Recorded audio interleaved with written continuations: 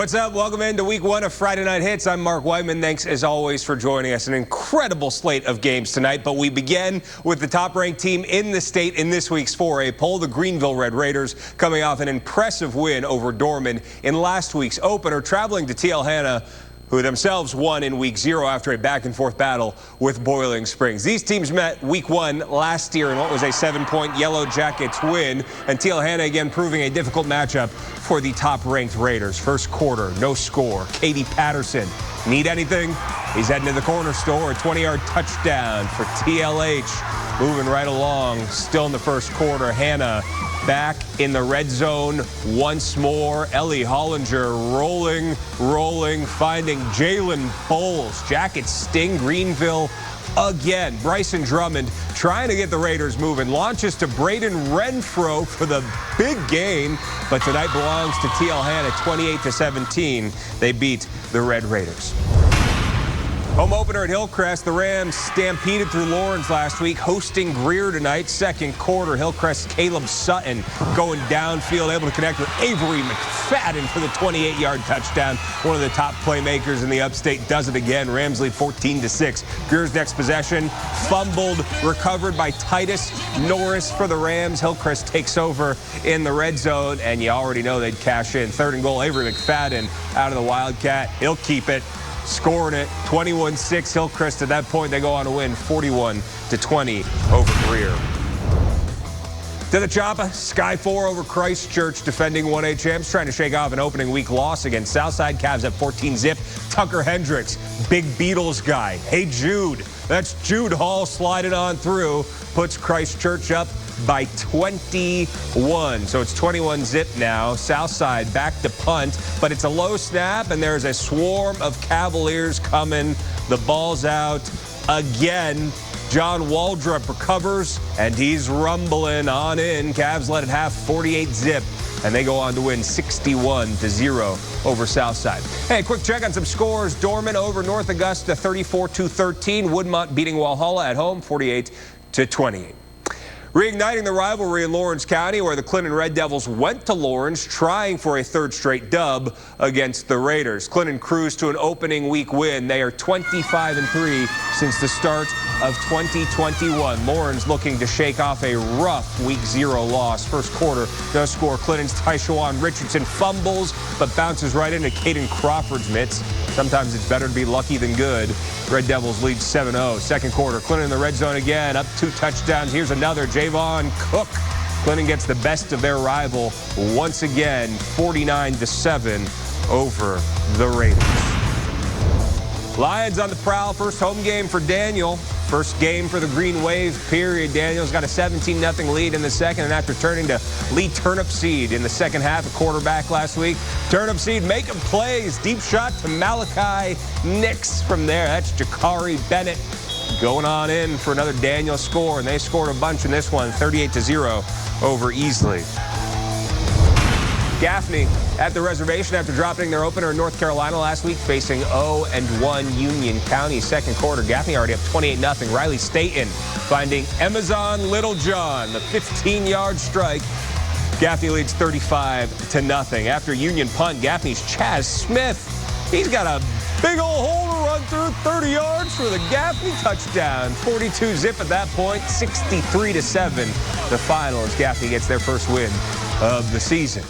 All right, there's a storm a-brewing in Piedmont, where the Red Hurricanes have put their first losing season in 6 years in the rear view under new head coach Anthony Freight. Kicking off their season against Jefferson High School from Georgia, home of the nation's top-ranked linebacker, one of the best recruits in the nation, current Clemson commit, Sammy Brown. There he is right there, number 1. Canes back to punt on their opening drive. Anthony Acevedo just gets the kickoff. The ball bounces off a member of the coverage unit. Heads up play by the Hurricanes to fall on it. Carson Bryant comes up with it. That puts right on the doorstep Colton Bagwell.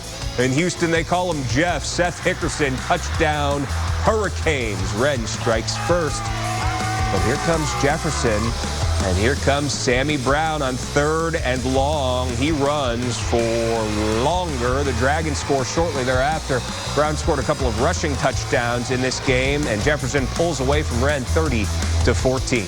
Neither Westside nor BHP played last week as the Brian Lane era begins for the Rams, but it's the Bears with a 10-point lead at half. BHP in the red zone. Shaheem Robbs pinballing, touchdown Bears, leading 31-14. But this Westside team is full of playmakers, and check this play out. Cutter Woods escapes pressure. He's got a guy hanging on his leg. Ain't no thing. He finds Sherrod Richardson, and Richardson fare thee well, 58 yards. Westside slices into the deficit. They get closer, but BHP answers late, 43-28 over Westside.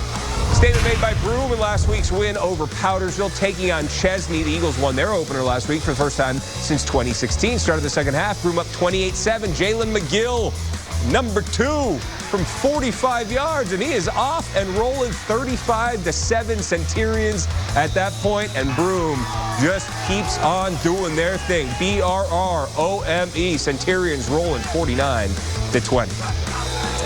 All right, now let's get back to what was our game of the week tonight. An incredible game in Powdersville where the Abbeville Panthers took on the Patriots. The Panthers, the 2A champions, the Patriots, the reigning 3A upper state champions. It was our game of the week, and Julie Morris was there.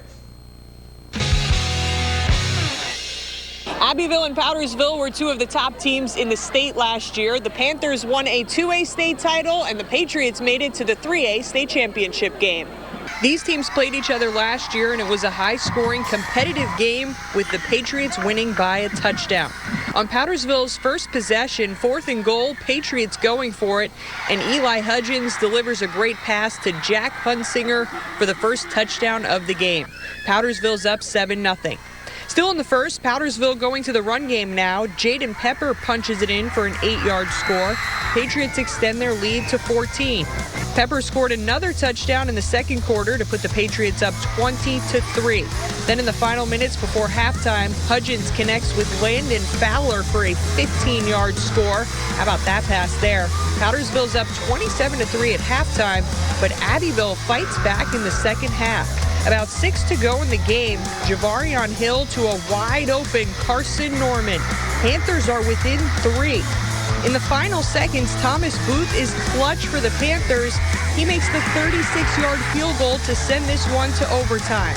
In OT, Patriots get the ball first, and Pepper punches it in to put Powdersville up. But Abbeville also scores on its possession, and then the Panthers go for 2 to win it, and Norman converts. How about that? Abbeville wins a thriller, 35-34. Hey, we had a kid get hurt, broke his foot tonight. This was for him. We got another kid home sick, but they didn't quit. You know, that's what we asked them to do. It had a playoff fever to it, did it not? Powdersville plays Malden next Friday. Abbeville takes on Southside Christian. At Powdersville High School, I'm Julia Morris, WYFF News 4 Sports. Big win for Abbeville in our Sparrow Financial Game of the Week. We are hitting halftime, more games to come, but you know what it is right now. It's mic'd up with the new head man at Malden, Andre Cook.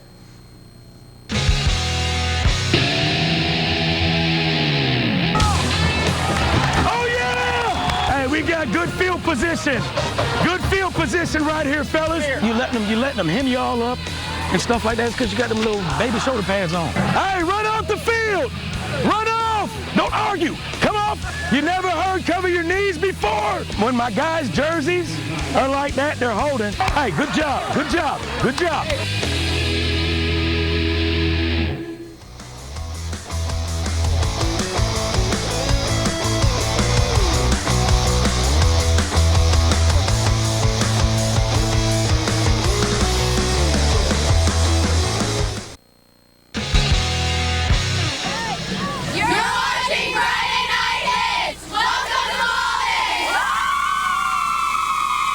Thank you, ladies. Season opener for the Malden Mavericks in the first game at Malden for new head coach Andre Cook. Mavs hosting Boiling Springs. Let's get right to this game. First quarter, Bulldogs Lincoln Husky. Back to pass. Eli Mobley coming up with a reception in the end zone. That's a touchdown for Malden. Touchdown for Boiling Springs, 6-0 at that point. And from there, the Bulldogs Well, they're just off and rolling. 13-0 at that point, and they go on to shut out Malden 55-0. All right, welcome back to Friday Night Hits. Thanks for staying with us. What a win it has been for the Fountain Inn Fury, who knocked off West Oak last week for their first varsity win after going winless in their inaugural campaign last year. What a special week it was for Brett Nichols and Fountain Inn. But let's get this game going in the third quarter. That's Woodruff's TJ Morris handing it off to Trey Rogers for the touchdown. Woodruff up 30-6 at that point, and they would add on to their lead from there, 44-6. They beat the Fury tonight. Eyes on the sky, two high-octane offenses, Riverside and JL Mann, 49 each in their Week 0 blowouts. Man on the march, Obadiah Jones from down in close. He's in. Patriots strike first. They get the ball back, and you just know with the helicopter there, JL Mann comes up with a razzle-dazzle, the reverse flea flicker. Ethan Anderson bombs away to Michael McClellan. JL Mann starts 2-0 for the second straight year, 42-14 over Riverside. St. Joe's and Blacksburg both rolling in their opener last week. Knights visiting the Wildcats. First quarter, no score. Blacksburg's Joshua Sims picked off by St. Joe's Gabe Nelson, and on the ensuing drive, that's Braden Johnson, and he is rumbling for first down. He'd cap off the drive with a touchdown. St. Joe's big time in this one, 57-7.